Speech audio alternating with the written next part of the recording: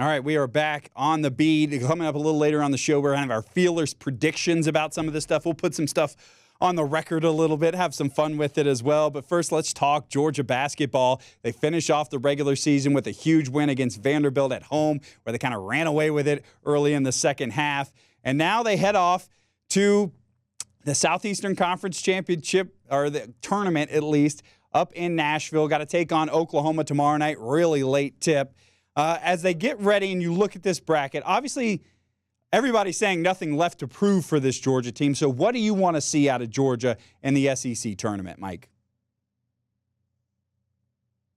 I think you want to see him play well, but I don't think the result is necessarily paramount. I think they've, as you said, I think the resume's in. I think they've clinched a spot.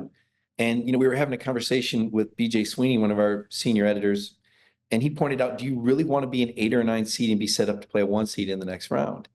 Or would you maybe rather be a 10 seed? And I have no concept that Georgia would tank a game and lose. They won't. They're going to try to win. They're going to try to go as far as they can. They have a really good team. I mean, they have a team really capable of beating anybody. We saw how close they played Auburn this year. So I think I just want to see him play well and get through it healthy, Cody. Yeah, sorry. Starting to play on Wednesday night out there in Nashville. And, if you're going to end up with some time off anyway, no matter what, because the first round, we're assuming Georgia's not going to be in one of the first 4 games out in Dayton. We've kind of seen them off of those last 4 in. So you're going to have this layoff. I guess that's the question, right? How much rest is too much rest, and how much you don't want to, also be tired going in? Well, I think that's fair, but I'll point this out. I thought that one of the key turnarounds for Georgia this year was their bye week. And Mike White put in a 1-3-1 defense and some more zone that Georgia hadn't been playing. Remember, this is still a relatively young team when you take a look at the landscape. So I think this layoff is very valuable for Georgia. I think Mike has shown us that with this particular team, they were very productive in their last bye week. I think that was part of their season turnaround from 3-6 the first half of the season to 5-4 the second half of the season. So I think this layoff is really good for Georgia. And I have no doubt that Mike will be very productive. And with this young team, I think it's going to be very valuable, perhaps more valuable to Georgia than most other teams that are headed to the tournament. Really interesting. Well said there. So let's move on to the NCAA tournament. You talked about it, the seedings, right? And that's the big question. ESPN has Georgia as a 10. Their theoretical would be playing Louisville in Cleveland. And then CBS has them as a 9 playing UCLA and Wichita. They could be all over the place. Could be in Lexington, could be in Denver or Seattle. There's all these possibilities of places they could play or teams they could play. So I'll ask you then the big question. Would you rather be a 10 play a 7 or an 8 play or a 9 play an 8? And a lot of that does kind of depend on that second matchup if you do get the win. Yeah, I like the 10-7 game better. Wouldn't even mind an 11. And the reason I say that is because when you look at teams that Georgia's beaten, Florida and St. John's, playing Auburn within a bucket, leading A&M at halftime, being right there with Missouri, it's not a stretch to say, Cody, that this Georgia team could beat any team that they run up against, but particularly out of the SEC. We know the SEC is historically good. We can look at the top 10 rankings and whatever it is, 5 or 6 teams in there. I like the idea of the 10 or 11 seed because I'm very confident that they can beat a 7 or a 6 seed in the first round. And then to your point, that gives them an easier second round matchups than the 9-8 game. So a 10 or 11 seed doesn't scare me. Obviously, they want to avoid being in the first 4 and playing the playing game. I don't think you have to worry about that. They have a very strong resume, a number 30 net ranking. That's the metric-driven ranking that the committee looks at. They've won 4 games in a row. At worst, they'll have won 4 out of their last 5. So they've got the momentum, the recency bias in their favor. They have the computer rank in their favor. All their players are healthy right now. Georgia's probably with the best resume of the teams that are looking at NCAA, at least 8 wins going into the SEC tournament. So should they lose to Oklahoma in the late game, I really don't think it makes much difference. If they win, I don't think that makes much difference either. Now, if they were to win a couple games and beat Kentucky also, that'd be grand. We could be looking at a different sort of scenario. But don't really think I hate to say this, it just sounds so bad. I don't think the results for the SEC tournament are relevant unless Georgia were to go on some Cinderella run and win it. So, Mike, you kind of mentioned it there, but I'm curious if Georgia gets into the second round. There's going to be SEC teams all through this bracket, right? We know that for sure. So, would you prefer to see one of an Auburn or a Tennessee or a Texas A&M, Alabama, one of these teams in the second round, or would you rather steer clear of SEC foes? I want to stay as far clear of the SEC competition as I can because they have a familiarity with Georgia. And I think other teams outside the conference are going to have a hard time matching up. Remember, Georgia won on the road against Georgia Tech. They beat Notre Dame.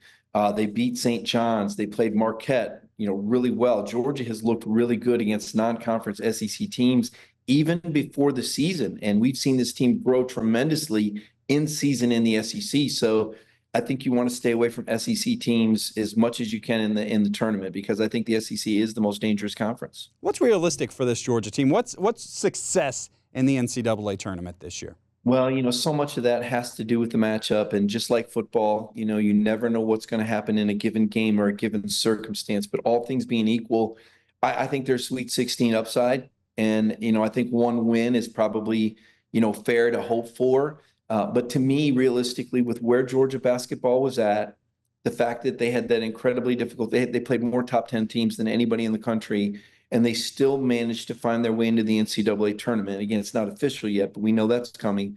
To me, it's all icing on the cake. Anything that happens from here, if Georgia gets in the NCAA tournament, which we're very sure they will be, or pretty sure they will be, that's mission accomplished. Now, anything you do beyond that is, helping yourself out in recruiting and maybe making yourself a little bit more attractive and extending the time that you have Ace Newell. This is an NBA first-round guy, and we saw Anthony Ant-Man Edwards a few years ago. And, when will the next first-round pick be playing for Georgia? So it's all icing on the cake, but I do believe this is a team that can make it to the Sweet 16. And if they did anything beyond that, it would be unbelievable, amazing. And who knows, because of the way the seedings, maybe there's an upset or two. And Mike White's been to the Elite Eight before. Who's to say this team couldn't become a Cinderella? You talk about Mike White and his time at Florida. They never lost in the round of 64, which is a good thing. Maybe he's got some kind of secret sauce. When you talk about, they always talk about teams that are going to do well in the tournament. What does it take? A lot of folks will say defense is important to folks. And Georgia 4th in the SEC and conference play there in scoring defense,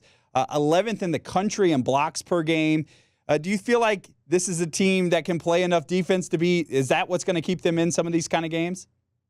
Well, I'm going to put a qualifier on that. So Bruce Pearl told me earlier this year when I asked him for his first look at Georgia, he said they have incredible 2-point field goal percentage defense. And to your point, that is very big because these teams are all playing at different sites. They're not accustomed to these arenas. And a lot of these arenas some of them are hockey arenas where like Bridgestone, for example, where there's a little more depth behind the basket. And that can mess with three-point shooting teams a little bit. I've seen really good shooting teams not fare well when they get into these multi-purpose hockey arenas. Now, that's just luck of the draw. We don't know where they're going to go. Conversely, how will Georgia shoot the ball? Georgia had some shooting woes earlier this year. They've addressed a lot of that. But I do think that 2-point defense that you alluded to, I would agree with you. I think that 2-point defense and rebounding is like line play in football, right? If you've got a good offensive defensive line, you're going to be pretty good. If you can guard the rim and not turn it over and help your turnover assist ratio, which Georgia has also gotten better with, I think you give yourself a really good chance to win games. Yeah, you talked about the 3-point shooting, and it's not a team who they've lived by the three. So is that a good thing at this point? Because if the 3-point fails, you've gotten this far without really being a true just hit it from outside kind of team. Well, again, the NCAA tournament is such a potpourri. You're talking about different officials that you haven't worked with. You're talking about different arenas.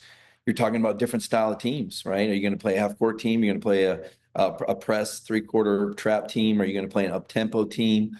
I think you need to be good all the way around, which I think Georgia is. And again, we talked about that week off and Mike putting in a 1-3-1 zone. And who knows what he'll do with the extra preparation time. I'm sure will massage some other areas. That's one thing Georgia's been very good at. And one of the things Mike's done really well is every time there's been an issue, whether it was turnovers or 3-point shooting or free throw shooting or, variable defenses, Mike has really brought this team along and coached them up. Again, a younger team Whereas a lot of these other teams are older teams. You look at Auburn, you look at the age of these players. These are a lot of experienced guys. That hasn't been the case with Georgia. So I think really, I don't think there's one thing you put your finger on, because you don't know where you're going to play. You don't know what the officiating is going to be like, and you don't know what type of opponent you're going to be matched up with. So I think that being a balanced team and having played in the SEC, Georgia should be very prepared for most any kind of team. I think that Georgia's balance and the different sorts of defenses they can play and the different tempos they can play at, I think that really behooves them. All right, we kind of started with the football overrated and underrated storyline. So I'm going to give you one here. You tell me if I'm reaching a little bit too much. My mind goes back to the Georgia team, the only Georgia team ever to make the Final Four, right? The year before, it made a long run in the NIT. So Georgia makes a good run in the NIT last year. Am I reaching to say that postseason experience can help this year? It already has. It's what carried over. It's what gave Silas Demery Jr. and Blue Kane the confidence to stay in the starting lineup, to bring that work ethic for the new players to arrive in a culture that was on an upswing. I mean, they beat Wake Forest, Xavier, and Ohio State. And if you're not a basketball fan, Ohio State on the road, by the way, if you're not a basketball fan, you may not appreciate that. But when you're talking about Xavier and Wake Forest, you are talking about two really tough, steely basketball programs. I mean, there's not an easy game against Xavier and Wake Forest ever, anywhere, anytime.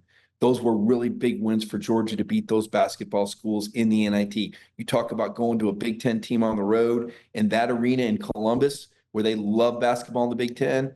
And don't forget, Ohio State had just lost to Georgia in football the year before. They wanted that Bulldog blood up there in Columbus, man. They didn't forget that Peach Bowl. That was a very, very hostile arena. And so I think that, to your point, that success in the NIT was the first step for this sort of season, for Silas Demery Jr. emerging as a leader, for Blue Kane, recognizing what he needed to do to become a better defender and be on the court more than just a microwave scorer, a streaky outside shooter. I mean, now Blue's game has gotten tremendously better, but playing those postseason games in those environments, typically you say, well, who cares about the NIT? Listen, again, it's Xavier and Wake Forest. They care about every basketball game anywhere, anytime. Those were intense games. Playing at Ohio State, that was a hostile arena against a quality Big Ten program.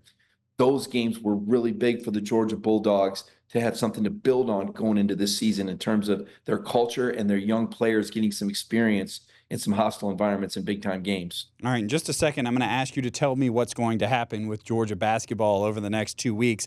But before we do that, we want to thank the Finnish Long Drink for being a part of the show today. The Finnish Long Drink is a ready-to-drink cocktail pre-made for you, already in a can. They have multiple flavors for you. You can get the traditional blue can with the citrus kick, the gin cocktail with a citrus kick. They also have a peach and a cranberry flavor. There's even a pineapple Finnish Long Drink floating out there. So as the weather starts to get warmer and you're headed out to the golf course, throw those in the cooler on the side of your golf cart. As you're heading out to the pool or you're spending more time outside, there's nothing like a cocktail that's already made for you. You're not fumbling with bottles and trying to figure out, concoctions and mixtures one-to-one. And no. Just pop a top, take a drink. It's the Finnish Long Drink. So tasty, and they've got a little bit of something for everybody. So to find out where you can get Finnish Long Drink, head to thelongdrink.com. You just put in your zip code. It'll say, hey, go down the road, take a right, take a left. You're going to this store, and you will find Finnish Long Drink there for you. So we've talked about it a ton here on Dawg Nation. Let this be the spring that you officially try some Finnish Long Drink. All right, Mike, time for some Fearless predictions. So you tell me what is going to happen with Georgia basketball first in the SEC tournament. Well, I think they're going to beat Oklahoma again. They beat them earlier this year, and I know that, Oklahoma is, fighting for a way to get into the NCAA tournament. They're one of the bubble teams. They really need that game more than Georgia, but I like the way Georgia's playing. I think those guys want the taste of a win in the SEC tournament. So I like them to beat Oklahoma. I do not think they'll beat Kentucky, and I think that has as much to do with Kentucky culture and tradition. Cody, you've been to these things just like me. They used to call it Catlanta. Oh, yeah. It's going to be Catsville. There's going to be Kentucky fans everywhere. And Kentucky is a very good player. They lost to Georgia earlier this season. I think Kentucky is going to be ready for the Dogs, and I think the Dogs having to play 2 games in a row, whereas Kentucky gets that bye, is enough for Kentucky to get that win. I do see Georgia holding up as a 10 seed. I think they beat a 7 seed in Denver. That's my fearless prediction. Okay, yeah. I think they get to the Sweet 16, or excuse me, I think if they get to the round of 32, if they play another SEC team that's seated above them, which would be the likely scenario, I don't think they would be able to get to the Sweet 16. If they get to the round of 32 and play a team outside of the SEC, I like the Dogs to make it to the Sweet 16. All right, recapping Mike. He's going to beat Oklahoma, maybe fall to Kentucky in the SEC tournament, going to get a 10 seed in the tournament, win their first round game, and as long as they're not matched up with an SEC team, they're on to the Sweet 16. I think they may lose to Oklahoma in the first round of the SEC tournament, and I think that's okay, like you said. I think they do get a 10 seed in the big dance. I do think they can win against, one of these schools. The only thing that worries me about the draw is if you get, some of these teams like Gonzaga and Kansas aren't going to be like their normal rank way up there. But facing a Bill Self or a Mark Few in the NCAA tournament, that worries me. If those guys fall to like a 7 and we get matched up with them, that worries me a little bit. But I'll say Georgia could win one game in the NCAA tournament. They got to win over Rick Pitino already this year. So I think Mike White is a really good coach. I know this, and again, I reference Bruce Pearl because I covered Bruce for a long time at Tennessee, and we've had him on our program. He's a friend of DawgNation. He's a great guy. And Bruce has told me, hey, Mike White runs really good stuff and plays really good. And Bruce would not say this if it wasn't true. Mike is a really good defensive coach. He's going to take your best stuff away. His on-the-ball defense is outstanding, and he runs good stuff. And Bruce loves Asa Newell. I mean, Auburn would love to have had him, believe me. And he loves the 2-point field goal defense. I mean, they made life hell for Auburn in Georgia. And then Mike threw that 1-3-1. That was the game coming out of the break, was Auburn. And they were within, a few points of Auburn in the final minutes at the Jungle down there. And Bruce said, man, that was such a great job, him getting that 1-3-1 defense. We weren't prepared for that. They hadn't done it all year. Just a great, great job. Bruce is a fan of basketball, and I think he's a fan of Mike White. So, and Bruce's opinion means a lot to me because, again, I covered him, and I know he's going to shoot me straight. So I'll take Coach Pearl's word for it, that Georgia's going to be really prepared. I don't think anybody's going to outcoach him. I think it's going to be a matter of how these guys play, and if they're playing at their best, I think you could see a Sweet 16 run. One of my other fearless predictions is we'll get Charles Barkley talking Asa Newell. And how much fun is that going to be to have Georgia basketball on these national shows that we all watch this time of year, talking Georgia basketball? That's it, right? That's why you wanted to get in the NCAA tournament, because then you're in those conversations and every basketball person everywhere has their eyes on that. Well, they changed the narrative, right? I mean, let's face it. Georgia's got a long history. They've got 2 SEC tournament championships and 1 regular season championship. They haven't been in the tournament in 10 years. They haven't won a game since 2002 in the tournament. I mean, they were ranked for the first time this year, for the first time in 14 years. You got to knock down these walls, on the way to rebuilding and reestablishing a program. And, throw this one at you, Cody. You weren't expecting it. What's more impressive to you? Georgia making the NCAA basketball tournament for the first time in 10 years, or Kirby Smart winning a 3rd SEC championship?